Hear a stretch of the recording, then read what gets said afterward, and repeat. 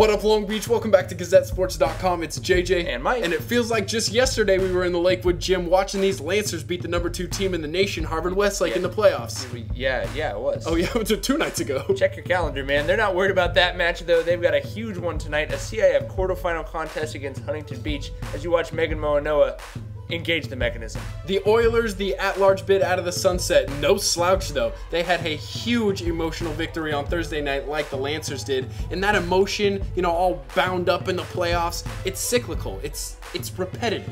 Speaking of repetitive, this is literally the exact same first pointers from that Thursday video. Go back and watch it if you don't believe me. So, Heather Eggers to Megan Moanoa to Aubrey Lieben. Lieben, a huge X factor once again with 7 kills and 10 digs. They needed every single one.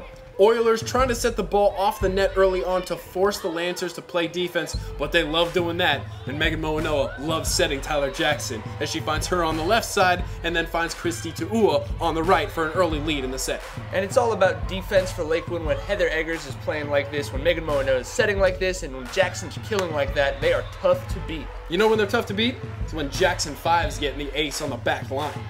Not a bad way to end the set. The service game huge for Lakewood as always. They finished the night with 11 aces. 25-22 in the first set. In the second set, they didn't have to do much in the early going.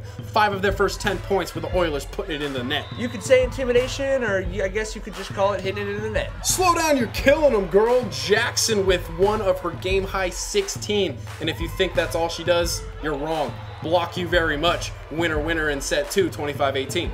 Lakewood off to an emotional start, up 2-0, just like you'd expect. In the third set, though, the Oilers finding their feet and setter Gianna Bonami finding her hands.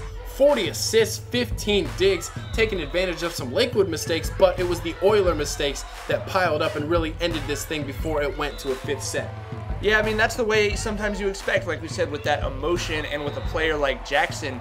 It's just hard to settle down and play sound volleyball sometimes. Playing sound volleyball in the middle was senior Jordan Hecker. Back-to-back kills for her. I don't know who was more excited there, her or her teammates. Anyways, 22nd block of the night for Lakewood. That's how dominant they were. They win it in 4 over Huntington, and that calls for a youth soccer tunnel. No doubt, AYSO style. Great to see this student body rally behind this team and this sport. Hard not to root for this group of underdogs who find themselves in the CIF semifinals on Tuesday. They're going to Redondo. If you don't want to make the drive, come back here. We'll have it all covered at GazetteSports.com.